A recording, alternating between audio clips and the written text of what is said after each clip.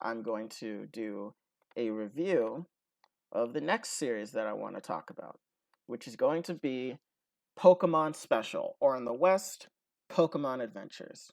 Now, this manga is one of the very first manga series I've ever read. I believe I started reading the series back in 6th or 7th grade, and it's always had a special place in my heart. This series was created by Hidenori Kusaka and originally illustrated by Mato until she unfortunately had to retire due to illness. Since she's retired, Satoshi Yamamoto has succeeded her as illustrator and has kept up her quality of work. This series, in my opinion, is one of the best manga series ever, and it really brings to life the world and stories of the various mainline Pokemon games in unique ways that would make the world and series fun and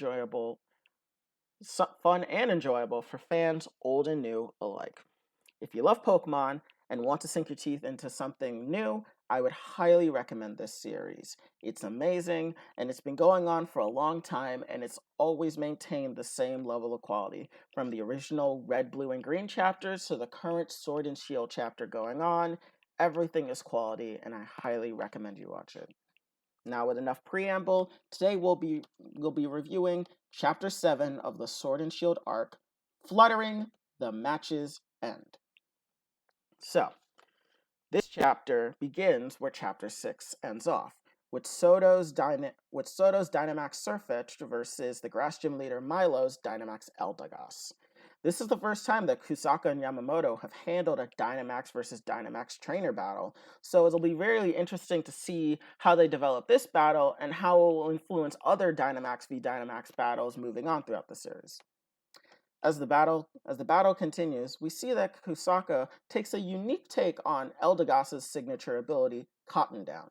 If you didn't know, in the main series games, Cotton Down lowers the opponent's speed whenever Eldegoss takes a hit.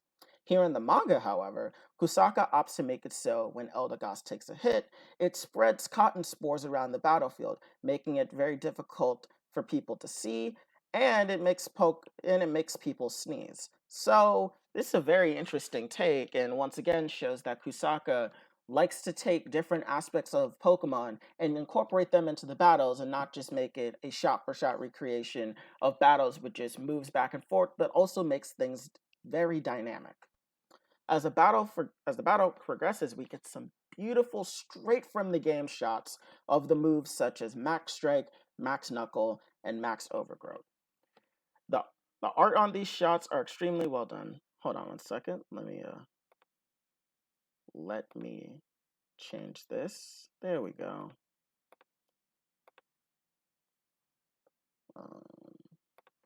Let me just change this. I realize that I did not have Pokemon Special up as the background.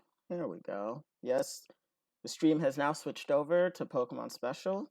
So, yeah. Tell me what it looks like. Yeah, there we go. It's switched on stream. That's good. But yeah, let me see if I can I edit this? Nope. Oh well. Anyways, back to the review. The art, as I was saying, the art on these shots are extremely well done, and I must give Yamamoto credit for being consistent with his shot-for-shot recreation of game scenes. His shot-for-shot recreations are, in my opinion, one of the best parts of the series because it really takes in that epic feel that Game Freak wanted you to experience when playing these games. And even though it's not in motion, putting it on pen and in paper and showing it in a manga format really does somehow make it feel more alive than the games do. And that's not to slight Game Freak, that's just a credit to Yamamoto's talent as an artist and as an illustrator, that he's able to make solid images feel so robust and so lifelike when it comes to what they want to convey. So I have nothing but praise for Yamamoto's ability to really recreate these shots. As for the battle itself, Soto initially has trouble fighting in the cotton-filled air, but he's able to devise a plan to sneak through it to surprise Milo and Eldegoss with a Max Knuckle to win the match. Soto officially wins his first gym match and earns the grass badge. A thing to note about this battle is that how Dynamax is going to be handled in the world of Pokemon Special is that after 3 attacks, your Pokemon will no longer Dynamax and will revert back to normal. It's very similar to how it works in the game, where you only have 3 turns, and then there you go. However, what's interesting is when you read the chapter, what's counted as 3 attacks is 1. Soto has Sirfetch'd just make a general thrusting motion into Eldegoss, which causes Eldegoss to spew the cotton, and that itself counts as an attack for both Sirfetch'd and Eldegoss, even though they did not use named attacks. So that'll be very interesting moving forward in terms of how Kusaka is going to handle what moves are counted as what in terms of Dynamaxing. Because as we saw, the only max move we saw were Max Strike and Max Overgrowth from Eldegoss, and then 2 Max Knuckles from Sirfetch'd, meaning that the last move were those unnamed attacks. So it is really interesting seeing Kusaka take liberties with what counts as moves and what doesn't count as moves. Meanwhile, in the Peanut Gallery, we see Shilly, Marvin, Hop, Bede, and Marnie all watching and giving their own commentary on the match. Marvin, being the audience surrogate that he is currently, he is basically awestruck at the sight of the battle, as this is his first time seeing a Dynamax v Dynamax battle in person between 2 experienced trainers such as Soto and Milo. We also get to see some expansions on the characters of Hop, Bede, and Marnie. If you didn't know, these 3 characters are basically your main rivals throughout the game of Sword and Shield, not counting the DLC. In this iteration, though, Hop seems to be a bit more battle-minded and serious in his characterization this time around. If you remember, in the games, he is somewhat serious, but it's really kind of overshadowed by his overly positive personality. While here, he seems to be a bit more serious, and he seems to be a little bit more analytical, as he definitely was analyzing Soto's battle and reflecting on why his brother Leon would choose Soto to be a candidate for this year's Champions Cup. And you can also tell he has a stronger ambition. While in the games you could tell he really wanted to beat Leon, here you could tell he has immense respect for his brother and definitely wants to surpass him. So I'm really interested to see where Kusaka is going to take Hop's character moving forward. Bede, on the other hand, is once again as arrogant as ever and takes far too much pride in being endorsed by Chairman Rose. As we know in the games, he's very prideful of the fact that Chairman Rose endorsed him because he himself was an orphan and he did not have parents growing up. So Chairman Rose is almost a father figure for him. And seeing as this is probably one of the only parental figures he has in his life, any form of acceptance and any form of validation from him is extremely important to the point where it turns into arrogance more than anything else.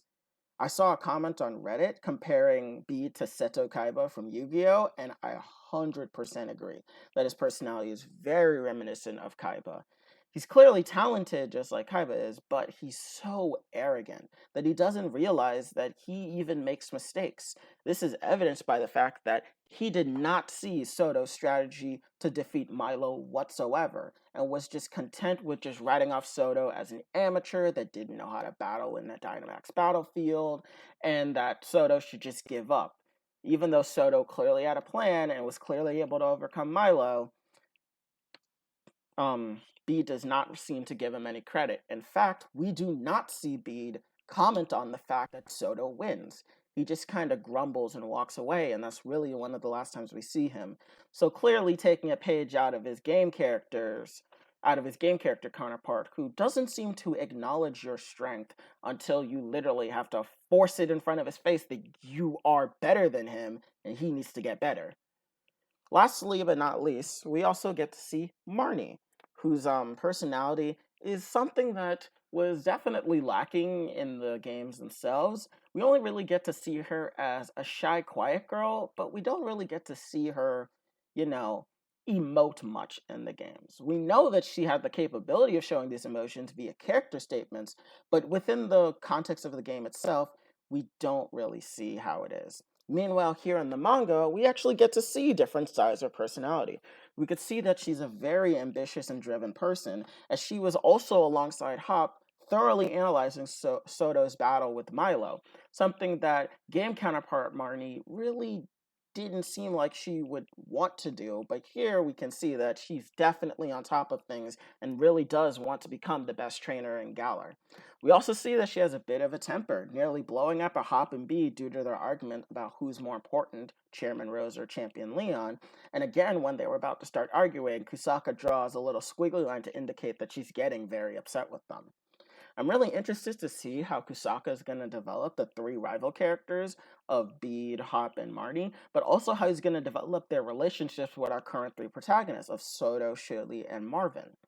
With the way things are going, I could kind of see how Soto and Beat are going to be rivals, Shilly and Marty are going to be rivals, and Hop and Marvin aren't necessarily going to be rivals, but will end up being peers if Hop follows his game counterpart's trajectory of becoming a Pokemon researcher, and Marvin follows what looks to be his trajectory of being the professor's successor. Maybe the two of them will become Sonia's students by the end of the arc. But who knows? Anyways, after Soto wins, he meets with Marvin, and they meet with Sonia to talk about the Gigantamax Toxtricity geoglyph in the middle of Turfield City. Marvin is able to discern that the spiral that's imprinted on the ground is the spiral clouds that appear when a Pokemon Dynamaxes or Gigantamaxes. Mind you, this is not something that really was touched upon in the games. The geoglyph is made out to be some mystery about the darkest day, but we never really got any confirmation about A, what Pokemon it is. We reasonably can infer it's the Gigantamax Toxtricity, but B, what this really meant in the grand scheme of things about the darkest day. Unfortunately for Pokemon Sword and Shield, one of its weaker aspects was how the overall plot ties into things, and so I wonder how Kusaka is going to handle this because he was able to make glorious plot lines out of Red, Blue, Green, and Yellow, and Gold, Silver, and Crystal, who are notoriously terrible when it comes to their plot lines. So I have confidence that Kusaka is going to be able to really tie in all these bits of lore, such as the geoglyph of Gigantamax Toxtricity representing the darkest day. I am interested to see, though, how this will tie into Rose's overall plot, or if this will tie into a different plot altogether. If we remember, Rose's plot is to make sure the darkest day doesn't happen again, or make sure that the darkest day happens so we don't run out of resources, and so he can use Eternatus to fuel the energy of Galar or something. So I wonder how this is all going to tie up. Anyways, at the end of the chapter, we get to see that Shilly, Hop, Bede, and Marnie all beat Milo and obtain their gym badges, and that most likely all of them are headed to Holbury City for their battle against Nessa. What interests me, though, is while we did not see Shilly's battle, I have to wonder what Pokemon did she use. We know that she has a Score Bunny, and that her other Pokemon are all MIA ever since she lost them after encountering Zacian and Zamazenta. So I wonder if did she just power through Milo with just Score Bunny, and if that's why she nearly lost? Either way, her battle against Nessa is probably going to be the most difficult one out of the 5 trainers, considering if she only has Score Bunny, a water-type gym leader is going to give her hell. Even if it does evolve into Reboot, Reboot is still a pure fire type, and she'll be facing off against Nessa's Gigantamax Dreadnought, which is a water rock type, 2 types that are very effective against fire types. So I'm really interested in seeing how Shilly is going to overcome Nessa. We also see that Soto is crafting something at the end of the chapter. While I have no idea what it is, I know it will definitely come up sooner rather than later. And we know that Soto is a craftsman, as this is supposed to be what his family legacy, the Tate family or the Tate family, this is what they do. They're a family of craftsmen, so I really wonder what Soto is crafting. Maybe it's some type of tool to help Shilly train so she can overcome Nessa and her Gigantamax Dreadnought, but we'll have to wait and see. Overall, I thoroughly enjoyed this chapter. The fight scene was well illustrated, and the introduction of the rivals and the mystery of the darkest day were handled very well. I'm very excited to see what's next, and I would give this chapter a solid 8 out of 10. I cannot wait till next month,